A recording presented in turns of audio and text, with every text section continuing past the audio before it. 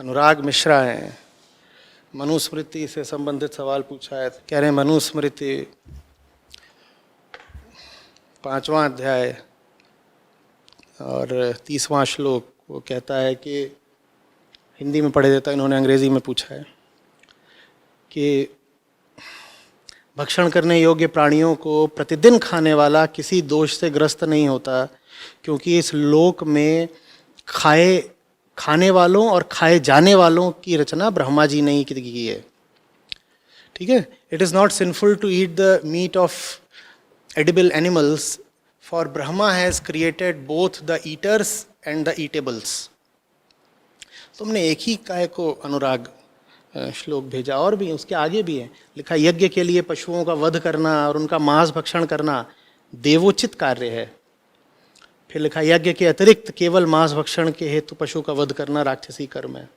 फिर लिखा है, खरीद कर लाए गए, स्वयं मार कर लाए गए या किसी दूसरे पशु द्वारा मारे गए मांस से देवताओं और पितरों का पूजन करने वाला और उस मांस को खाने वाला व्यक्ति किसी दोष से ग्रस्त नहीं होता। फिर ऐसे ही है सबकी, ये सब तो एक ही श्लोक नहीं, इस तरह कई श्लोक हैं। कुछ बातें समझ लो धर्म के बारे में। वैदिक धर्म है तुम्हारा, वैदिक धर्म, ठीक है।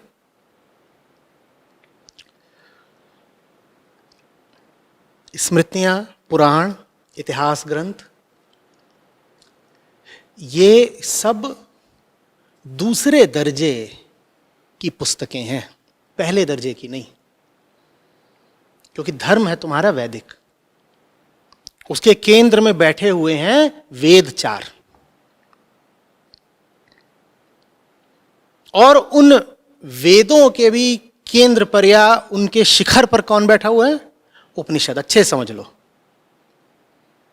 तो आपके पास, आप सनातनी हैं, हिंदू हैं, आपने मनुस्मृति सवाल पूछा है मिश्रा जी, आपके पास बहुत सारे ग्रंथ हो गए हैं अब।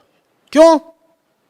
क्योंकि कुछ नहीं तो कम से कम इतिहास की दृष्टि से देखें तो 5000 वर्ष पुरानी तो धारा है ही आपकी धार्मिक, कम से कम 5000 साल पुरानी।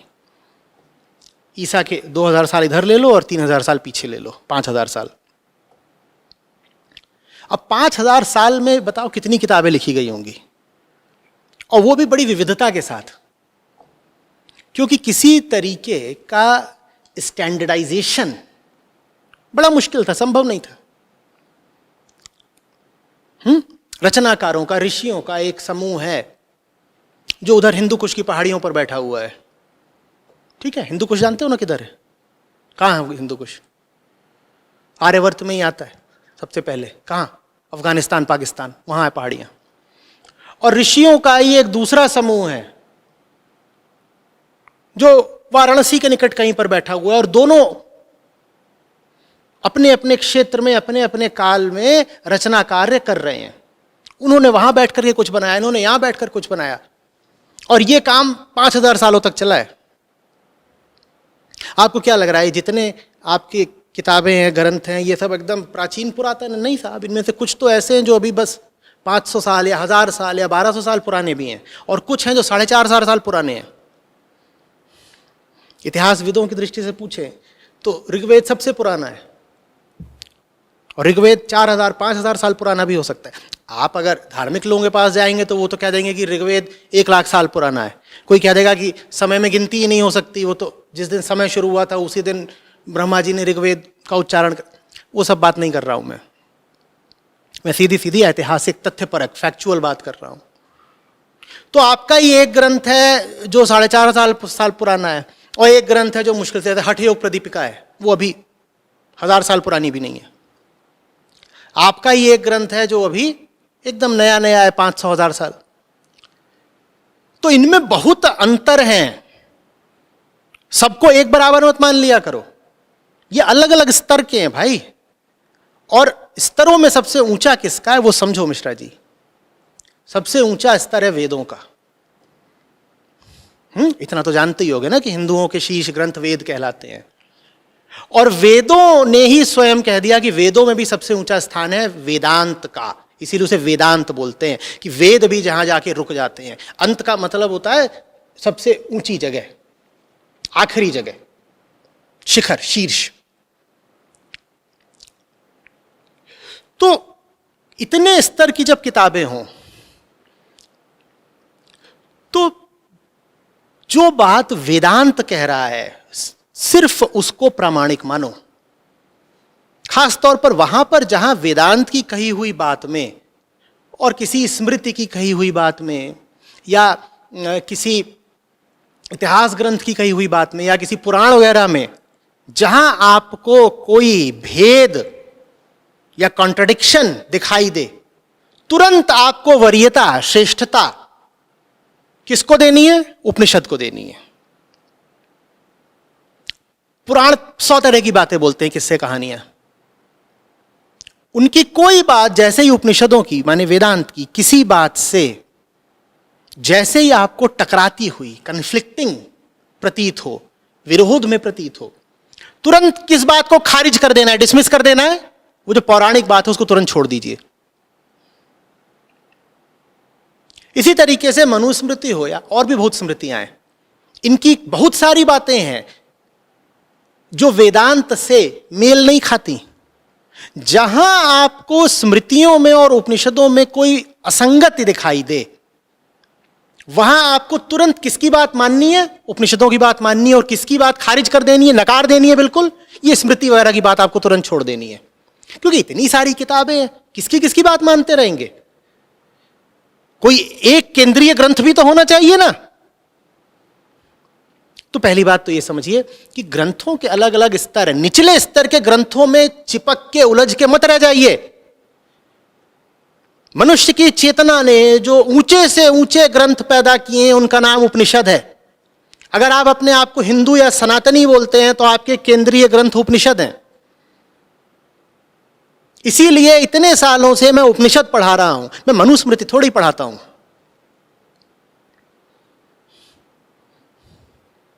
कुछ समझ में आ रही है बात? तो ये मैंने आपको पहले सिद्धांत की बात कही कि चूंकि अलग अलग लेवल्स हैं, अलग अलग स्तर हैं, तो इसीलिए जो सबसे ऊंची बात है वो जब भी किसी निचली बात से टकराए तो उसको तुरंत खारिज कर देना है। भाई जैसे आपकी न्यायपालिका होती है, जुडिशरी, सुप्रीम कोर्ट होता है, हायर कोर्ट होता है, और फिर तमाम तरीके के लोअर कोर्ट्स होते हैं। नीचे वाले कोर्ट ने कुछ कहा और हाई कोर्ट ने कुछ कहा, इनमें से किसकी बात मानी जाएगी? हाई कोर्ट की, उच्च न्यायालय की मानी जाएगी ना।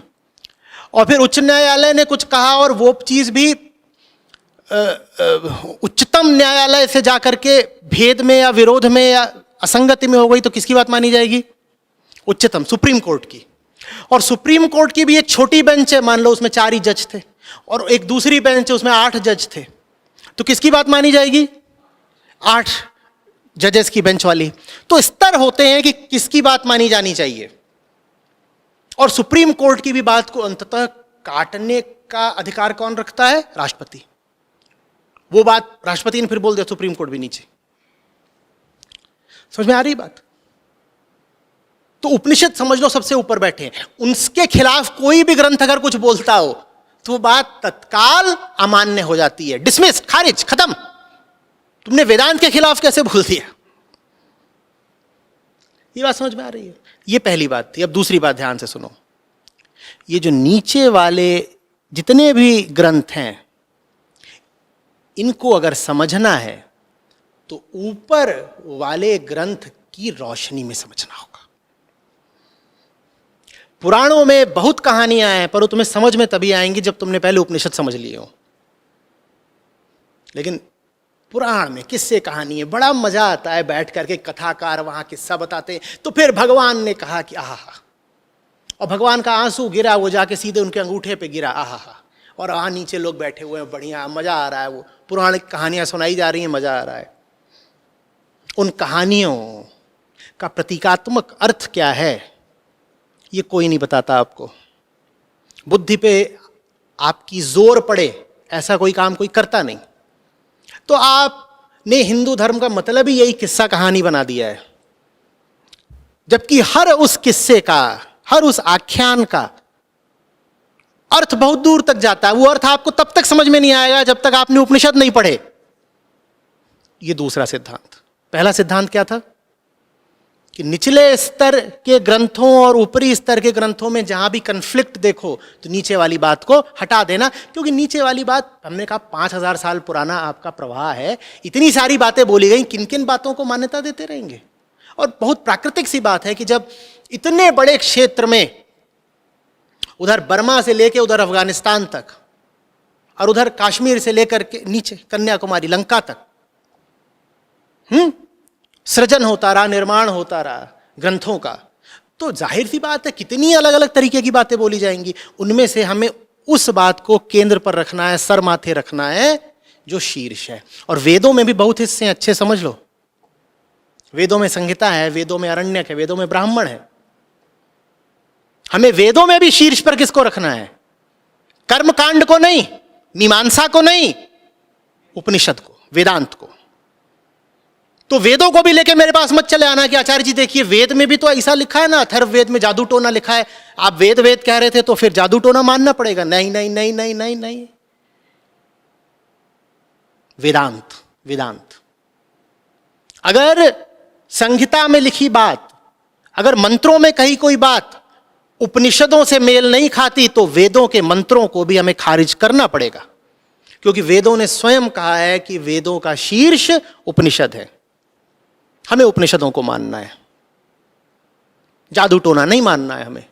क्यों नहीं मानना है? क्योंकि उपनिषद जादू टोना नहीं मानते, खारिज करते हैं।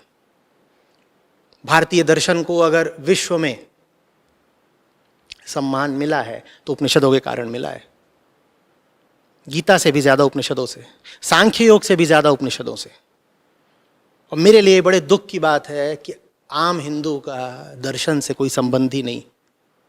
जब धर्म और दर्शन अलग अलग हो जाते हैं तो धर्म बस एक हास्यास्पद नमूना बन के रह जाता है और दर्शन एक पाखंड। दर्शन को धर्म बनना पड़ेगा, दर्शन को जिंदगी बनना पड़ेगा। आप जिस धर्म का पालन कर रहे हैं हिंदू होने के नाते, मुझे बताइए उसके पीछे दर्शन कहां है, समझ कहां है? मान्यताएं, रूढ़ियां, परंपराएं, कहानियां चले आ रहे इधर उधर से रीति रिवाज, इसको हमने धर्म बना लिया। समझ कहां है इसमें? प्रज्ञान कहां है? अगर प्रज्ञानम ब्रह्म, ब्रह्म प्रज्ञान का ही दूसरा नाम है, तो मुझे बताओ तुम जिस धर्म का पालन कर रहे हो मिश्रा जी, उसमें प्रज्ञान कहां है? प्रज्ञान मतलब ज्ञान की वो गहराई जहां जाके ज्ञान भी विलुप्त होने लग जाता है। जब वहां जाते हो तुम, तब तुम अपने आप को धार्मिक कह सकते हो। मिश्रा जी आप अपने आप को ब्राह्मण बोलते होंगे। ब्राह्मण वो नहीं है जो ब्रह्मा की बातें करने आ जाएगी, ब्रह्मा ने गाय भी बनाई, ब्रह्मा ने शेर भी बनाया। ब्रह्म और ब्रह्मा में बहुत अंतर है। ब्राह्मण का संबंध ब्रह्मा से कम और ब्रह्म से ज्यादा होना चाहिए। पर यह बात भी हमारे देश में अब कितने लोगों को समझ आनी है? मैं बोल तो रहा हूं पर ब्रह्मा और ब्रह्म में जमीन आसमान का फर्क है। बहुत कम लोगों को बात समझ में आनी है। और चूंकि समझ में नहीं आनी, इसीलिए धार्मिक तौर पर भारत की इतनी दुर्दशा हुई, इतनी गुलामी झेलनी पड़ी। आज भी तमाम तरह की कमजोरियां हमारे समाज में हैं। उसका कारण यही है, हमारे धर्म में बहुत विकृतियां, विकार आ गए हैं। बड़ा अजीब सा मिश्रित सा धर्म हो गया है, भ्रष्ट सा धर्म हो गया है, और उसकी सफाई करने वाला कोई नहीं है। बहुत ज़रूरत है वेदांत की ओर जाने की आज, नहीं तो बड़े दर्द के साथ देख रहा हूं मैं कि ये सनातन धर्म विलुप्ति की ओर बढ़ जाएगा। कहने को सनातन है और विलुप्त हो जाना है, क्योंकि आज का जो हिंदू है वो नाम मात्र का हिंदू है। वो हिंदू कौन सा जिसने उपनिषद नहीं पढ़े?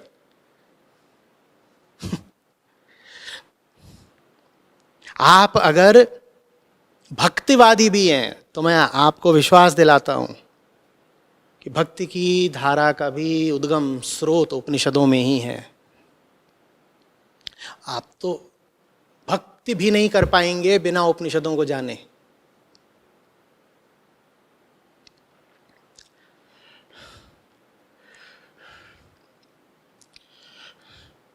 और ये काम दोबारा मत कर दीजिएगा कि आप मनुस्मृति को और वेदांत को एक ही तल पर रखने लग जाएं। ये एक ही तल के ग्रंथ नहीं हैं।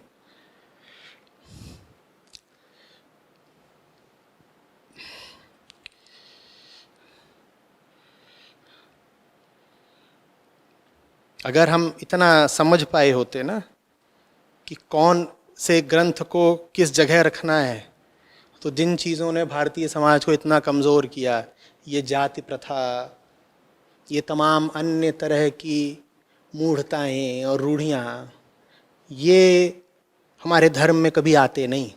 ये इसीलिए आए क्योंकि आपको इधर उधर के तमाम तरीके के ग्रंथों से बड़ा संबंध बनाना है। और मैं कह दूं बृहदारण्यक उपनिषद तो आपसे उच्चारित ही ना हो नाम, मैं कह दूं श्वेताश्वतर तो आपकी ज़बान ऐंठने लगे नाम ही लेने में। मनुस्मृति आप लेकर के चले आते हैं, जबकि अच्छे से आप जानते हैं कि इस किताब के कारण कितना विभाजन हुआ। चलिए पढ़ लीजिएगा मनुस्मृति। मैं मनुस्मृति के कोई घनघोर विरोध का ठेका लेके नहीं बैठा हूं, पर पहले उपनिषदों को तो समझ लीजिए। एक नंबर का काम एक जगह होता है, वो काम कर लीजिए, फिर आपको दुनिया भर में जो किताब पढ़नी हो पढ़ते रहिएगा। फिर आप ये जो बाकी किताबें हैं, मैं कह रहा हूं उन्हें भी बेहतर समझ पाएंगे। मैंने 2 सिद्धांत दिए थे ना। पहला क्या था? जो किताब जिस तल की है उसको उस तल का सम्मान दो, श्रेष्ठता दो, वरीयता दो। और दूसरा सिद्धांत क्या था? नीचे वाली किताबें भी तुम्हें तभी समझ में आएंगी जब पहले ऊपर वाली समझ में आ गई है। ऊपर वाली वो जो किताब है, एक दफे मैंने कहा था कुंजी है, कुंजी। उपनिषद सब धर्म ग्रंथों को समझने की चाबी हैं। उनको समझ गए तो बाकी सब धर्म ग्रंथों में समझ में आने लग जाएंगे। भारतीय ही नहीं, अब्राहमिक भी, बाइबल और कुरान भी तुम्हें बेहतर समझ में आने लग जाएंगे अगर उपनिषद समझ गए तुम।